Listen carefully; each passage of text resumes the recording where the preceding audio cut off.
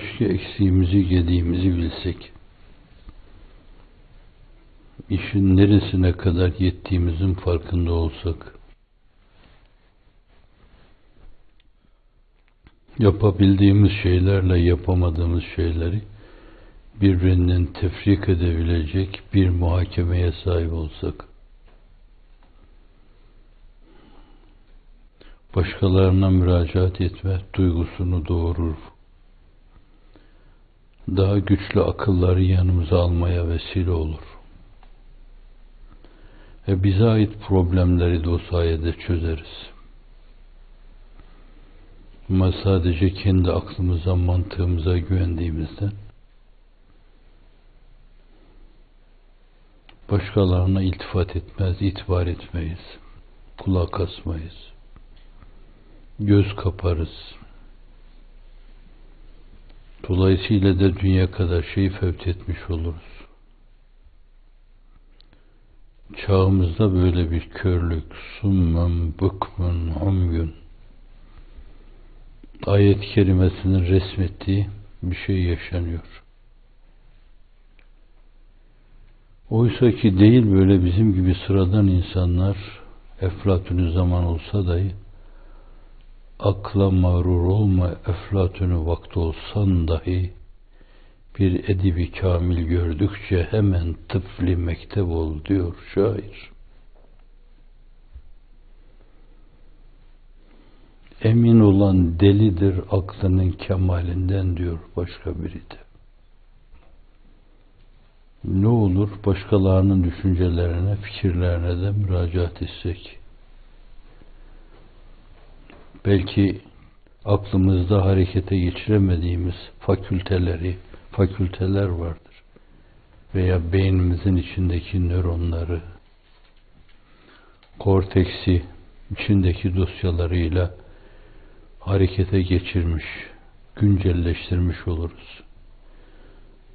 Açarız onları, teşrihatına vakıf oluruz.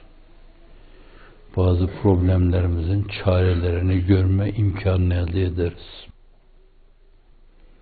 Bizim için olur yani.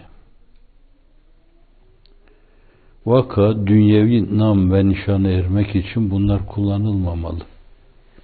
Fakat onlar arkadan da gelebilir. İltifat marifete tabi olur. Bencil insanlar için öyledir. Öyle söylerler, öyle kabul edilmiş. Marifet iltifata tabidir. Bencilce bir yaklaşım. Onları beslerseniz, bakarsanız, görürseniz sizin için yararlı bazı şeyler üretirler. Bu insanların çoğunluğu için, henüz insanlığını da tam idrak edememiş insanlar için söz konusu olabilir. Ama işin hakikatine gelince iltifat marifete tabidir. Sen tohum at git isabetli bir zemine. Toprağın kuvve-i imbatiyesini emanet et. Güneşle tanışmasını sağla. Suyla buluştur onu. Sonra kim hasat ederse etsin. Ve seni hayırlı dualarla yad etsin. وَاجْعَلِّ لِسَانَ صِدْقٍ فِي الْآخِرِينَ وَاجْعَلِّ مِنْ وَرَثَةِ جَنَّةِ النَّعِيمِ. Arkadan gelenlerin hayırlı dualarına, hayırlı yad etmelerine vesile kıl diyor Hazreti İbrahim. Aslında öyle olur, öyle dilemese de öyle olur. Muktezai beşeriyeti seslendiriyor. Öyle olmuştur. İnsanlığın iftar tablosu hiç talep etmeseydi, fakat insanlık onu hep hayırla yad edecekti. Çünkü insan olduğunu onunla duydu, onunla hissetti.